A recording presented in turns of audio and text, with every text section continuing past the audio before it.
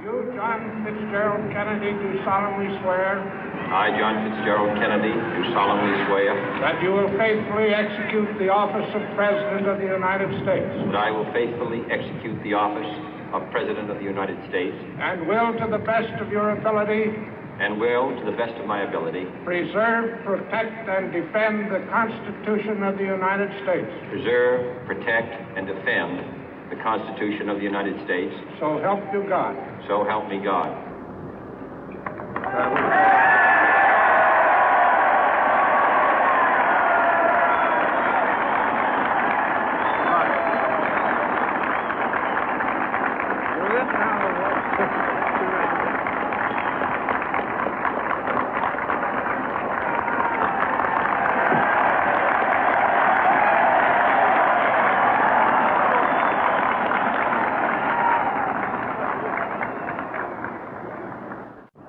Vice President Johnson, Mr. Speaker, Mr. Chief Justice, President Eisenhower, Vice President Nixon, President Truman, Reverend clergy, fellow citizens. We observe today not a victory of party, but a celebration of freedom, symbolizing an end as well as a beginning, signifying renewal as well as change. For I have sworn before you and Almighty God the same solemn oath our forebears prescribed nearly a century and 3/4 ago.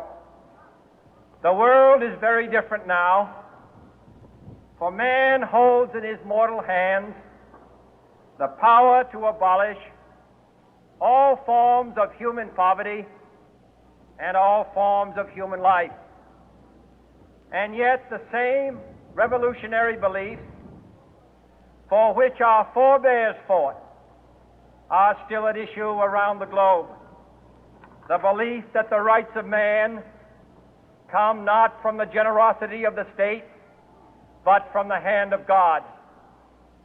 We dare not forget today that we are the heirs of that first revolution. Let the word go forth from this time and place to friend and foe alike that the torch has been passed to a new generation of Americans born in this century, tempered by war, disciplined by a hard and bitter peace, proud of our ancient heritage, and unwilling to witness or permit the slow undoing of those human rights to which this nation has always been committed and to which we are committed today at home and around the world.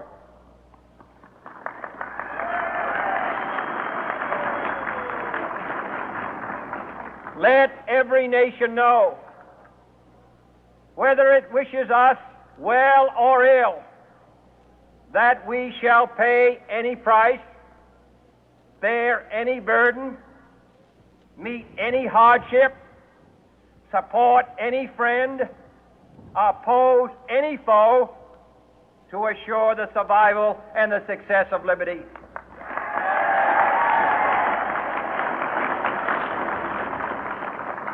This much we pledge and more.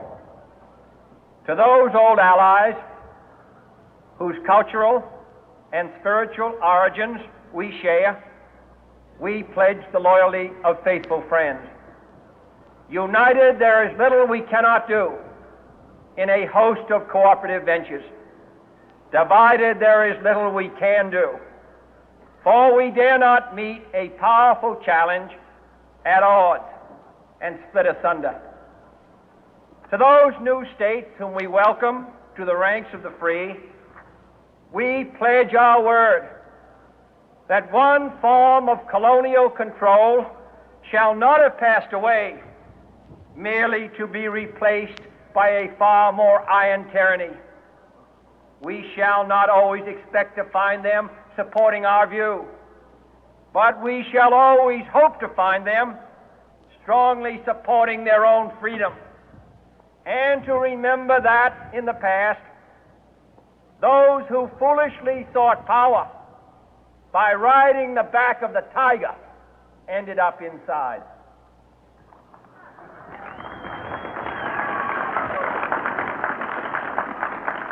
To those people in the huts and villages of half the globe struggling to break the bonds of mass misery, we pledge our best efforts to help them help themselves for whatever period is required, not because the communists may be doing it, not because we seek their votes, but because it is right. If a free society cannot help the many who are poor, it cannot save the few who are rich.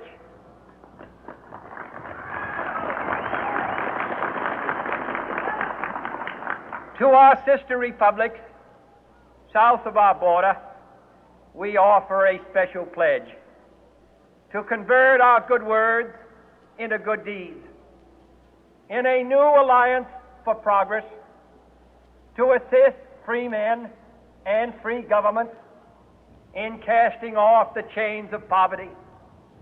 But this peaceful revolution of hope cannot become the prey of hostile powers.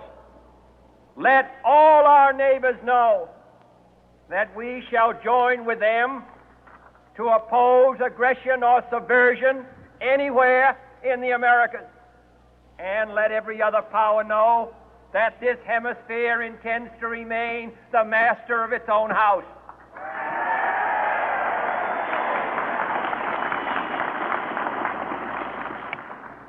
To that World Assembly of Sovereign States, the United Nations, our last best hope, in an age where the instruments of war have far outpaced the instruments of peace, we renew our pledge of support to prevent it from becoming merely a forum for invective, to strengthen its shield of the new and the weak, and to enlarge the area in which its writ may run.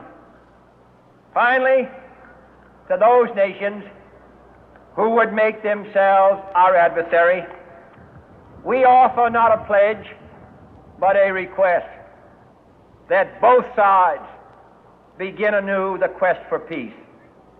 Before the dark powers of destruction, unleashed by science, engulf all humanity in planned or accidental self-destruction, we dare not tempt them with weakness, for only when our arms are sufficient beyond doubt can we be certain beyond doubt that they will never be employed. But neither can two great and powerful groups of nations take comfort from our present course, both sides overburdened by the cost of modern weapons, both rightly alarmed by the steady spread of the deadly atom, yet both racing to alter that uncertain balance of terror that stays the hand of mankind's final war. So let us begin anew, remembering on both sides that civility is not a sign of weakness, and sincerity is always subject to proof. Let us never negotiate out of fear, but let us never fear to negotiate.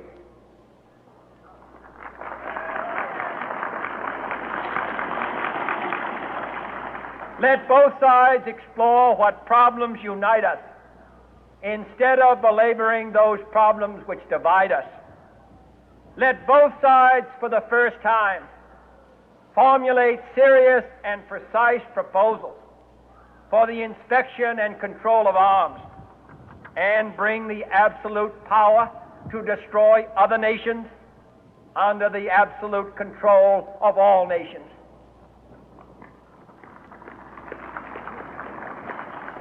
Let both sides seek to invoke the wonders of science instead of its terrors. Together, let us explore the stars, conquer the deserts, eradicate disease, tap the ocean depth, and encourage the arts and commerce. Let both sides unite to heed in all corners of the earth the command of Isaiah to undo the heavy burden and let the oppressed go free. And if a beachhead of cooperation may push back the jungle of suspicion, let both sides join in creating a new endeavor, not a new balance of power, but a new world of law, where the strong are just and the weak secure and the peace preserved. All this will not be finished in the first 100 days, nor will it be finished in the first 1,000 days, nor in the life of this administration, nor even perhaps in our lifetime on this planet. But let us begin.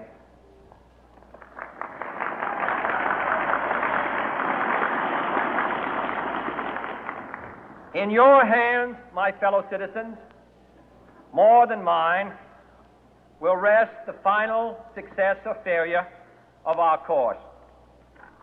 Since this country was founded, each generation of Americans has been summoned to give testimony to its national loyalty. The graves of young Americans who answered the call to service surround the globe.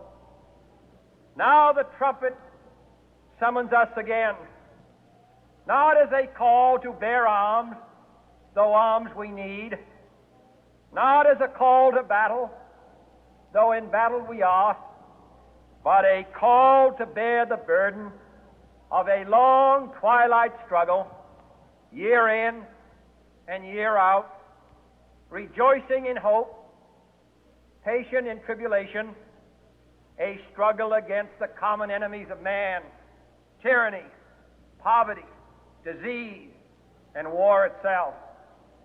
Can we forge against these enemies